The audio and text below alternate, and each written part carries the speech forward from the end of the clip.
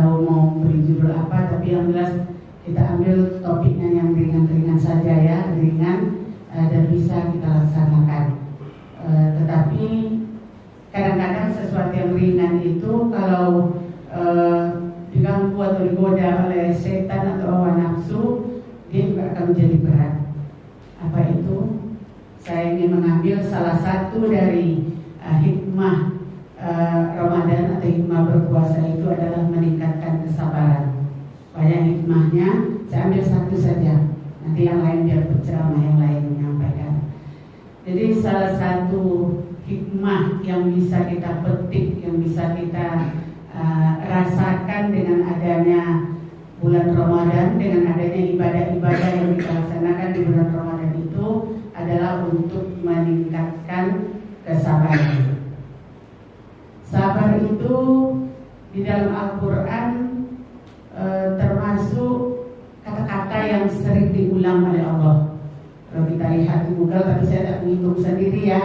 Tadi sambil habis sidang saya penasaran, oh ya, berapa kali disebut? Kalau menurut artikel yang saya baca itu ada sekitar 103 kali diulang di dalam 45 surat dan 93 ayat.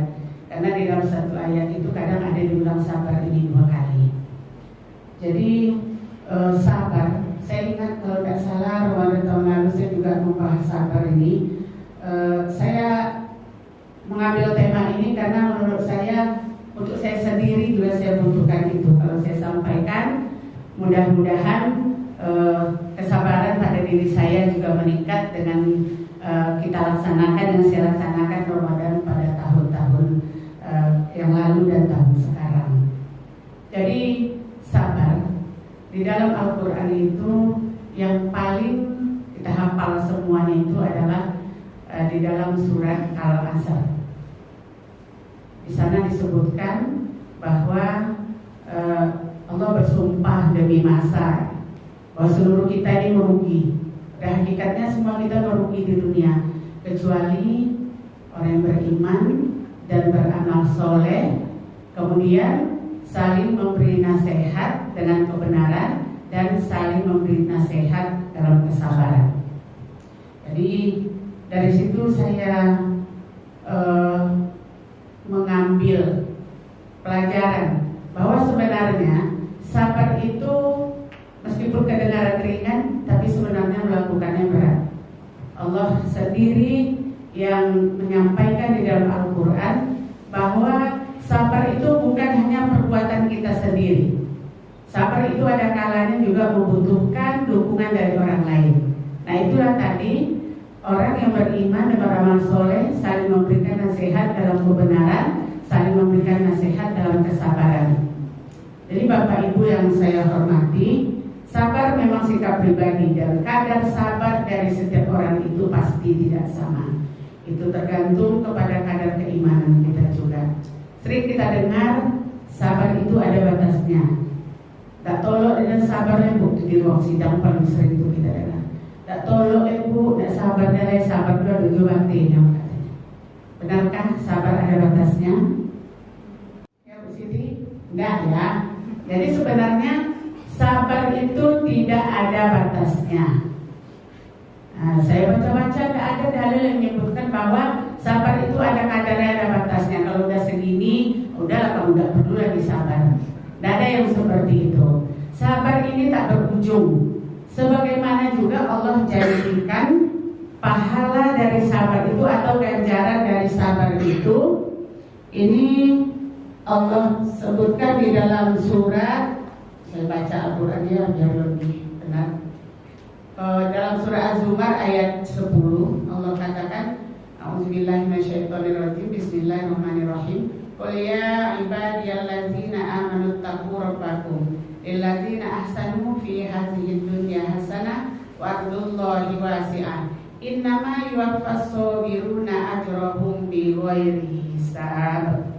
Ini penggalan dari ayat Al-Quran ini. Semula Allah sebutkan, wahai hambaku yang beriman, bertakwalah kamu kepada Allah, dan untuk orang yang berbuat kebaikan di dunia ini akan memperoleh kebaikan. Jadi kalau kita berbuat kebaikan, kita memperoleh kebaikan, itu kan jalannya. Nah kemudian di ujung ayat itu Allah sebutkan dan bumi Allah itu luas. Selanjutnya hanya orang-orang yang bersabarlah yang disempurnakan pahalanya tanpa batas. Jadi makanya saya sampaikan tadi bahwa sabar itu tidak ada batasnya, karena Allah sendiri memberi ganjaran pahalanya itu juga bighairi hisab, tanpa batas. Nah, jadi sabar ini diimplementasikan di dalam berbagai sektor kehidupan. Ramadan lalu kalau tidak salah saya membahas macam-macam sabar. Sabar dalam ditimpa musibah, sabar dalam ketaatan kepada Allah, sabar dalam menjauhi larangan Allah, sabar ketika kita di dalam kefakiran dan lain sebagainya. Nah, sholat sendiri sebenarnya ada unsur sabarnya juga di situ. Itu yang termuat dalam konsep tumaninah. Jadi sholat yang ada rukun fi'liyah, rukun yang amalan badan, amalan hati dan amalan mulut, 3 fi'liyah, qauliyah dan takdiriyah. Jadi di dalam sholat itu ada nilai kesabaran yang sebagian ulama bahkan menyebutkan memasukkan tumaninah itu sebagai rukun, tapi kebanyakan tidak. Tapi yang jelas tumaninah atau bertenang-tenang dalam menjalani rukun-rukun sholat itu adalah bentuk atau wujud kesabaran di dalam melaksanakan ibadah sholat. Jadi Bapak dan Ibu sekalian, sabar itu luas jangkauannya dan ganjaran yang Allah janjikan untuk itu juga banyak. Tadi saya sampaikan ada sekitar 103 kata yang ada di dalam Al-Quran, tapi saya belum meneliti satu persatu ya. Tapi setidaknya yang saya coba himpun di sini ada sekitar 4 surat, 5 tadi dengan Al-Asr yang membicarakan tentang sabar. Tadi surah Az-Zumar ayat 10 yang ganjarannya itu adalah dicukupkan pahala mereka tanpa batas bighairi hisab. Kemudian dalam surah Al-Baqarah ayat 153 yang berbunyi A'udzubillahi minasyaitonirrajim, ya ayyuhallazina amanu ta'inu bisabri wassalah. Ulangi ya ayyuhallazina amanu ta'inu bisabri wassalah. Wahai orang yang beriman, mintalah pertolongan kepada Allah dengan sabar dan sholat. Nah, jadi sabar itu juga wasilah kita untuk diberi pertolongan oleh Allah. Kalau kita tidak sabar, berarti pertolongan Allah juga tidak akan secepat datangnya kepada orang yang bersabar. Makanya meskipun kita sama-sama berdoa dalam satu majelis, lapasnya sama, dipimpin pula oleh imam, itu kadar terkabulnya pun tidak sama. Termasuk yang mempengaruhinya adalah seberapa kita yakin dan seberapa kita sabar untuk selalu meminta kepada Allah Subhanahu wa taala.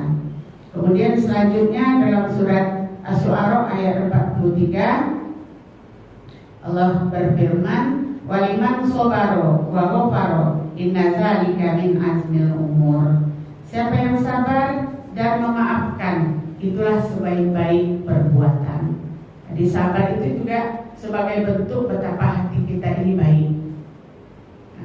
Apalagi kalau kita barengi dengan memaafkan, itu menandakan bahwa hati kita baik, hati kita bersih.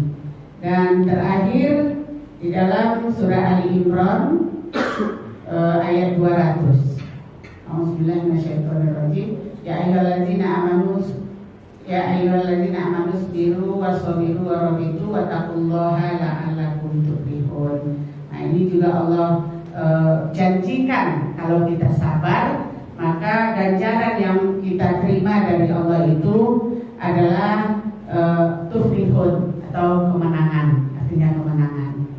Jadi Bapak dan Ibu sekalian, karena ini kultum atau ceramah singkat, saya pikir apa yang hari-hari kita laksanakan mudah-mudahan bisa kita barengi dengan sabar. Yang sakit sabar dengan sakitnya dibarengi dengan ikhtiar, yang fakir sabar dengan kefakirannya dibarengi dengan ikhtiar agar kehidupan lebih baik. Karena sabar itu tidak menjadikan kita tidak perlu berusaha. Itu perlu kita ingat. Jadi sakit itu Allah juga yang yang mengingatkan kita melalui nabinya bahwa kalau sakit itu berobat. Mau bagaimana cara berobat itu tergantung pilihan kita. Mau kita baca sholawat ke air putih lalu kita jadikan itu sebagai wasilah untuk berobat, tidak masalah. Mau kita ke rumah sakit, mau kita ke herbal dan lain sebagainya. Yang penting sabar ketika kita diuji. Barangkali itu saja yang dapat saya sampaikan dalam kesempatan ini. Mudah-mudahan ada manfaatnya untuk kita semua. Billahi taufiq wal hidayah. Assalamualaikum warahmatullahi wabarakatuh. Waalaikumsalam.